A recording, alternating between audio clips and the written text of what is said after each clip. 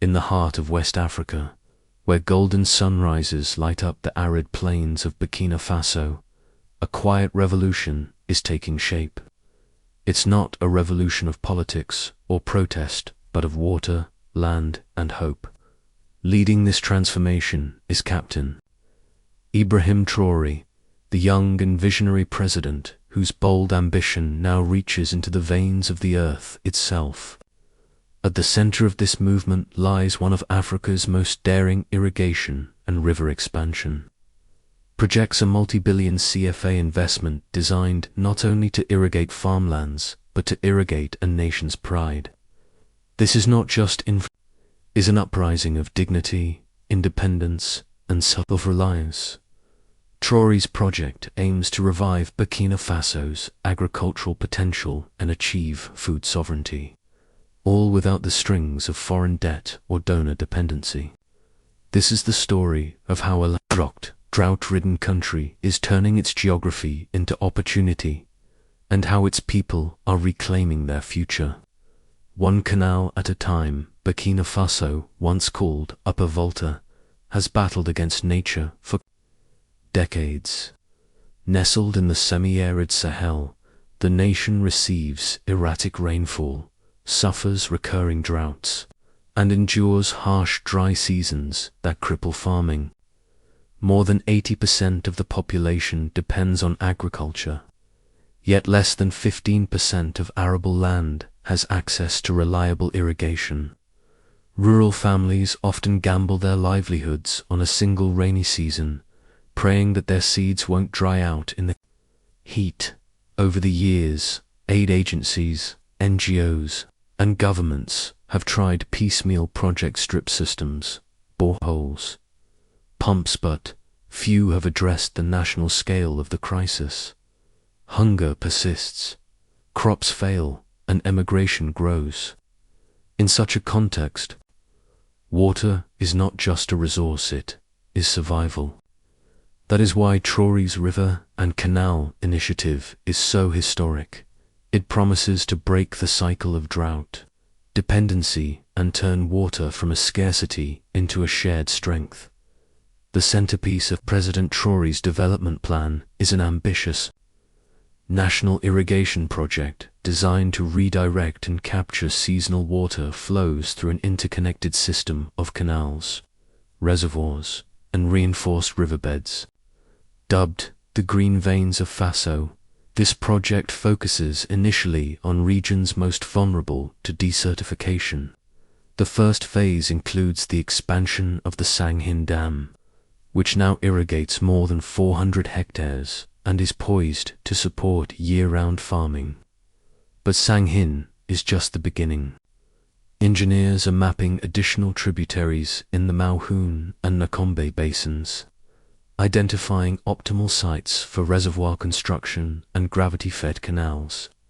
Unlike past efforts, this project is being constructed without loans from the IMF or World Bank, a proud decision that signals the nation's move toward financial autonomy. We will grow our food with our water, our hands, and our courage, Traoré stated during the groundbreaking ceremony. His words resonate like rain on dry soil. Designing canals in a land with unpredictable rainfall requires innovation. The Ministry of Water and Agriculture has partnered with local universities and Burkina hydrologists to use satellite imagery and seasonal flood data to chart the most efficient routes for water movement. New canals are lined with durable clay composites that prevent leakage and erosion, while modular spillways allow for overflow protection during heavy rains. Solar-powered pumping stations ensure water delivery during dry spells without dependence on diesel. The Sanghin Dam's upgrade alone involved over 1,000 local workers and introduced Burkina Faso's first community-built irrigation management board. These techniques are scalable and sustainable, tailored to Sahelian conditions. In time, the project envisions connecting farms to water sources across 5 key regions, turning seasonal rivers into lifelines that never run dry. The people most directly impacted by the project are those who've waited generations for a promise of water. Take Mamadou, a millet farmer from Bobodu Lasso. For years, his crop yields depended on luxem seasons. He harvested plenty. Others, he watched his fields crack under the sun. Now, with canal access, he rotates millet, cowpeas, and tomatoes, doubling his income and feeding his family without aid. Nearby, Awa, a widowed mother of 3, formed a women's collective that grows onions and peanuts on land once too dry to till. I used to walk for kilometers for water, she says. Now it comes to us. The impact goes beyond farming. Schools now serve vegetables from school gardens. Local markets thrive with fresh produce. What was once barren ground now sprouts food, hope, and dignity. The economic implications are profound. By expanding irrigation, Burkina Faso can reduce food imports, which currently cost the country billions of CFA annually. The irrigation zones are projected to add over 500,000 tons of produce annually within the next 5 years.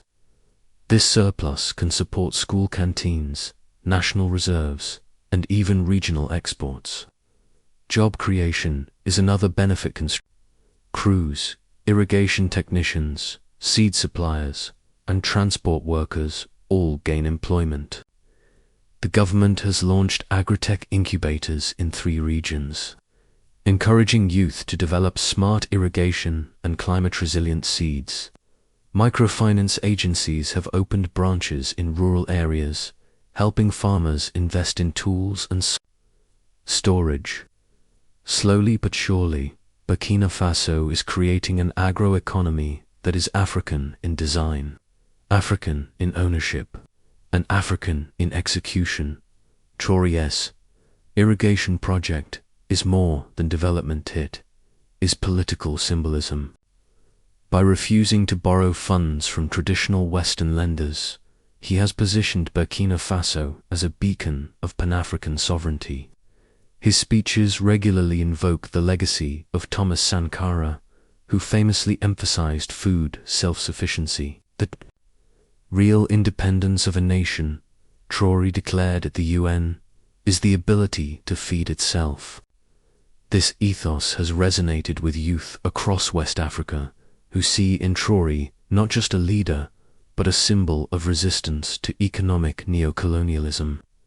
The irrigation project has become a metaphor for that resistance, proof that Africans can solve African problems with African resources. Delegations from Mali, Niger, and Guinea have already visited Burkina Faso to study the project model, hinting at a broader regional impact in the making. No grand vision comes without its hurdles. The scale of the irrigation project means that it will take years and considerable discipline to complete. Corruption remains a threat, and some contractors have been investigated for inflating costs.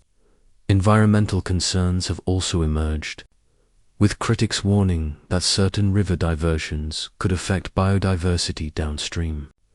The government has responded by commissioning new environmental impact studies and launching community review panels.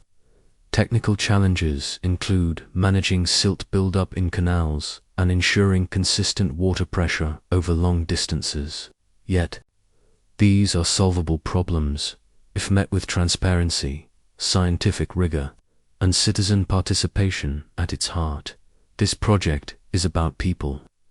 It is about children who no longer skip school during planting season. It is about elderly farmers who say they can now die in peace, knowing their grandchildren will not go hungry. It is about the pride of building something with one's own hands and the dignity that flows from self-sufficiency. Interviews with dozens of families reveal a sense of rebirth. In one village, young men who once migrated to Ivory Coast for work are now returning to build greenhouses. In another, women's cooperatives are using profits to fund literacy classes. Water changes everything, says one elder. It's like freedom itself. The green shoots of this revolution are not just botanical, they are deeply human. With early success achieved, the Burkina government is already looking ahead. Phase 2 of the irrigation project includes the construction of 7 new reservoirs, improved weather monitoring stations, and the launch of a national seed bank. A regional agricultural university is being built to train the next generation of irrigation engineers. Satellite tracking will soon monitor water levels in real time, improving efficiency. Plans are also underway to replicate this model in border regions, fostering cooperation with Mali and Niger. What began as a national project could evolve into a Sahelian agricultural corridor, proof that hope can spread as surely as water does. As the sun sets over the plains of Burkina Faso, golden light glimmers off canal waters that didn't exist just a year ago. A mother gathers onions. A child fills a watering can. A country writes a new chapter, not with ink, but with water. In a world full of crises, cynicism, and dependency, Ibrahim Traoré's irrigation project offers something rare, proof that transformation is possible and that it can grow from within. This is not just the story of rivers and dams. It is the story of a people who chose to irrigate their own future and of a leader who believed they could.